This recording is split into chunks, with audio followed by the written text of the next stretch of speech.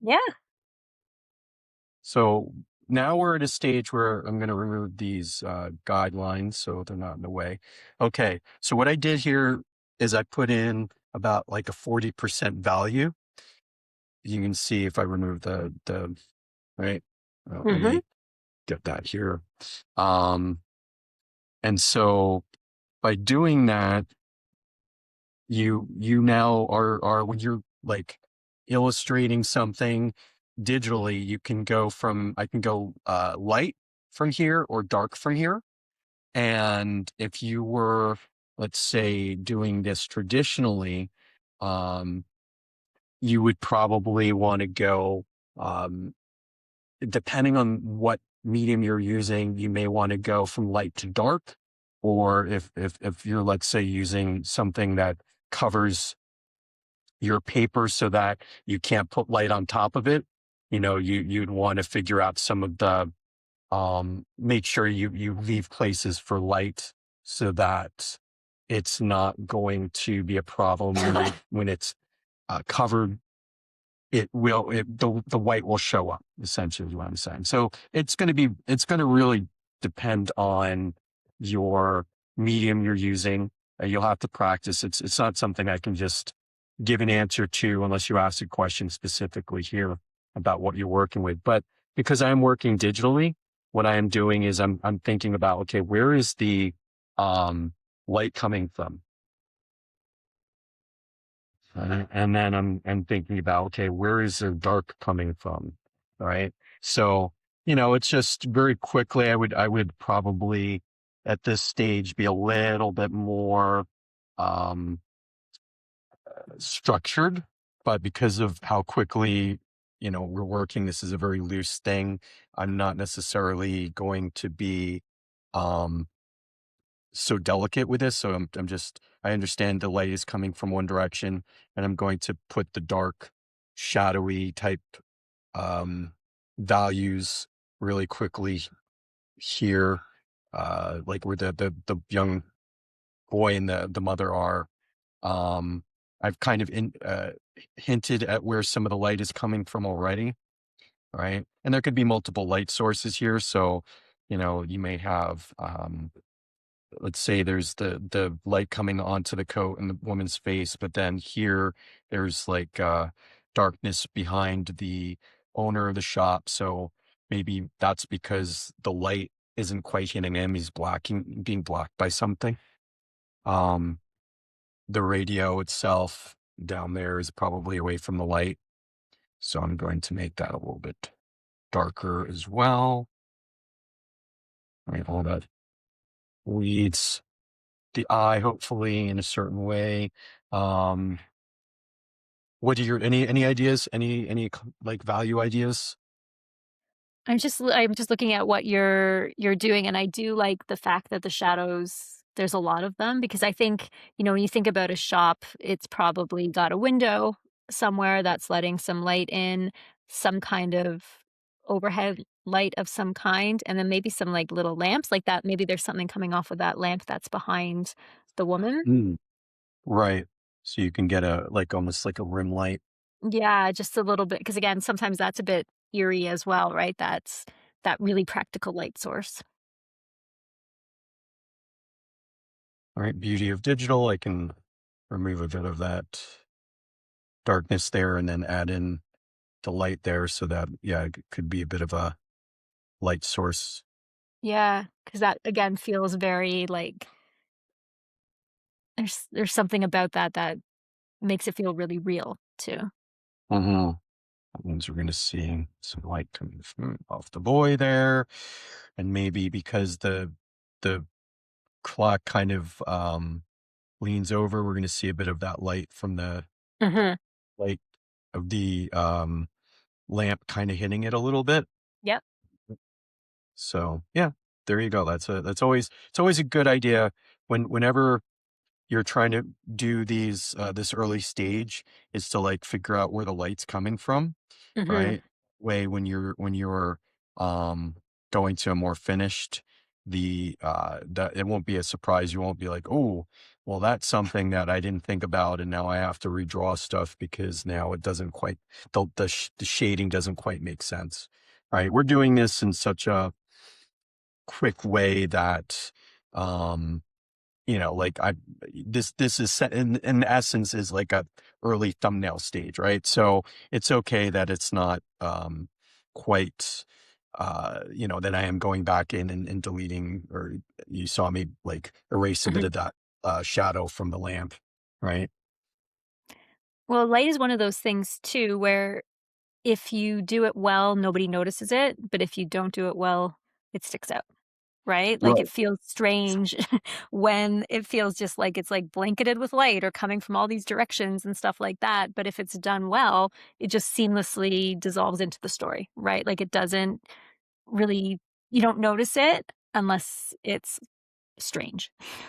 Mhm. Yeah, exactly. So I'm gonna add some lines there so it looks like there's lamp light coming from it. Maybe not super bright, but Yeah, I like that. Like, it doesn't need to be a lot, just enough that it feels again, it's a little eerie, right? The shop's just got this one kinda lamp with the light on it and stuff. It explains why it's very shadowy around. Maybe he's very cheap. mhm, It's the window and the lamp, that's it. mhm. So, yeah, we wouldn't then see too much of the light on her face Mhm. directly. It would be coming from here, and that means we wouldn't see it so much on her body, right? Can change it up. That's the beauty of all this. Yeah. We're working.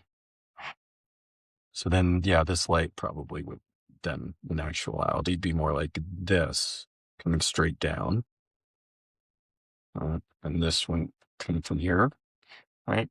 But you can Mhm. see how quickly I'm just pivoting, right? It's not really a big deal that I started the light coming from one direction and now I'm kind of going, nope, actually it makes more sense. And now it's coming from this lamp that And sometimes now, you have to see it. Like, sometimes you have to try it and see if it works and change your mind, which is, again, the beauty of digital and being able to do this kind of stuff, right? Because uh, you can make that choice and change it. It's not like, "Well, I'm committed to this now, so this is what it's gonna look like."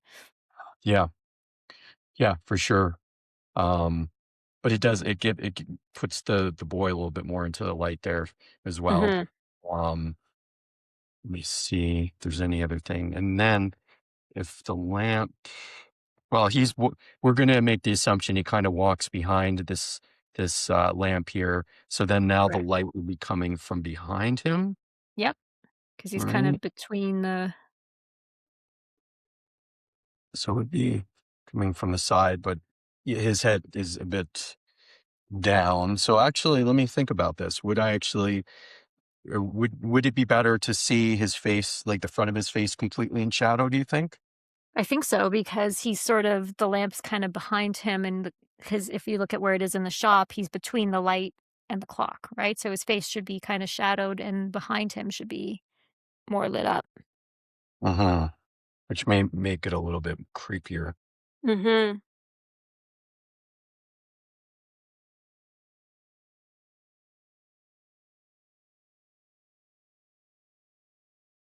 Yeah.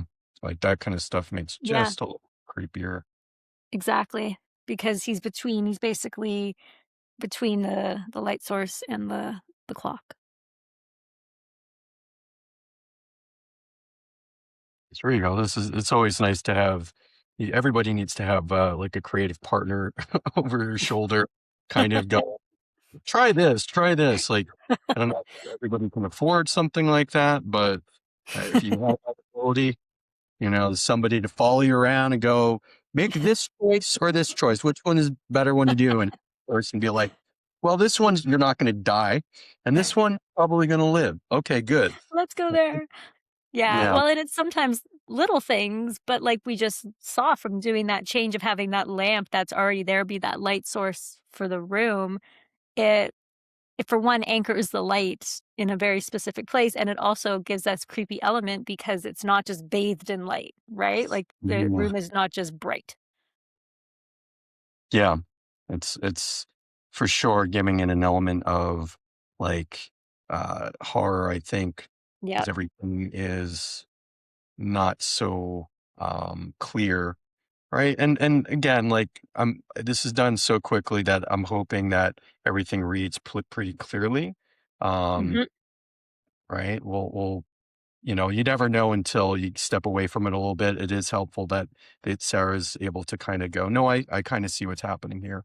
Yeah, Um, well, the good thing too is you're drawing something before telling me what it is, so I'm able to figure it out, and if I'm able to tell and I'm not going like, "Ooh, I did not think that's what that was," um, then you know that we're on the same page, right? It's easy to tell exactly what you were intending and if it came through. yeah, okay, so is this bottom panel can you Mhm. tell what's happening here? Yep, and I love the shadow on his face now. That Yeah. changed the feel of that whole panel in a really good way. So what's happening? Just you just So that he's pointing to the clock, because now oh, he's right. trying to convince the kid to get the clock, the light's coming from behind him from the lamp, and he looks pretty nervous in this. Who's pointing though? Who's pointing? From this one, it's The bottom the is that the kid pointing from beside him? yeah. Yeah, Yeah. It's the kid pointing. So, okay, so it's not as obvious. It's the kid pointing up yeah, toward the clock, right? So maybe then I should think about instead of making it so that it's on the other side of maybe it's this way, this arm here,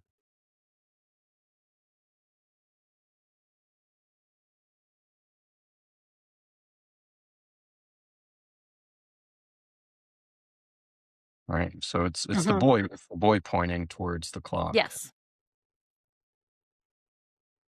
I think the arm helps, changing it. Yeah.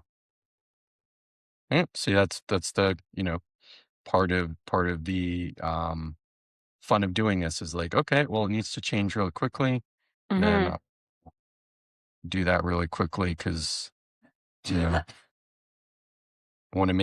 I might want to make sure visually it makes sense, Yeah, right?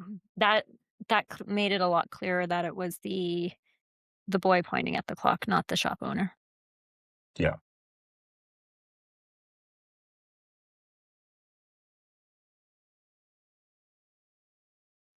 Right. So again, these are all things you work out as you go. You have somebody take a look at what you're doing, have Mhm. them describe it to you, and if they describe it correctly, then you're like, great, it's working. Yep, it They're worked. like, Yep. and if they're like, I'm not sure what I'm looking at, or they describe it incorrectly, you go, oh, okay, that's not working then.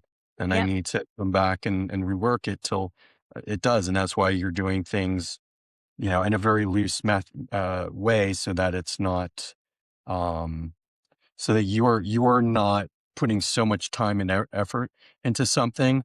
Also, you become connected to it. Like you're like, I love this so much that the person has Yeah. to love it. And if they don't love it, then there's something wrong with them.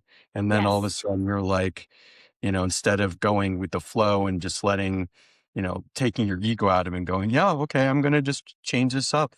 Right. That's what it requires. Well, Um, and usually the person that you're asking, if they don't know, they're giving their honest, immediate opinion, right? And mhm. sometimes as the writer, the illustrator, it can be hard when they didn't get what you intended, and you get a little defensive being like, "Well, what do you mean? Like, of course it says this or it looks like this. Like, how can you not see that?" But if they can't, you have to assume that other people might have missed that as well, right? Yeah, So you do kinda have to take a step back and be like, "What could I have done?" And often, like this, it's a relatively minor fix that just sort of completely connects something that might have been connected in your mind, but not as obviously to somebody else looking. exactly. Right. Yeah. So you have to, that's the whole point of doing, um, these kinds of layouts very, quickly and loosely. You want to not be so connected with anything you've done that you're not unwilling to change it when it needs to be changed. And that's going to make it so that whenever if you have a client, you're not going to be Mhm. argumentative with them because you're going to be like, well, they're obviously seeing it a certain way, and I have to, you know, get them to see it the way that, they're wanting to see it. Right. Um, then you're not going to lose time over, hopefully you'll be able to communicate in a way where you'll both be able to, like, get the best, uh, out of each other, right? For sure. And one of the skills that you sort of learn to master is how to change your seat in the room, right? Because you're looking at it from the perspective of what you do, what your craft is, and how you see it. But you have to be able to look at it from a reader, an illustrator, a editor, somebody else, somebody who has never seen any of your stuff, somebody who has this, opinion about things, the client, and be able to sort of take a seat in some of the different perspectives and look at it from that point of view. And that will help you get stronger because you might be able to take a step back and be like, okay, as the writer, that sounded really cool. But as somebody reading it without realizing what I intended, maybe it didn't come across as clearly as I thought it did. Mhm. Yeah. So I think we're gonna wrap this up. We've been going for a little bit over an hour.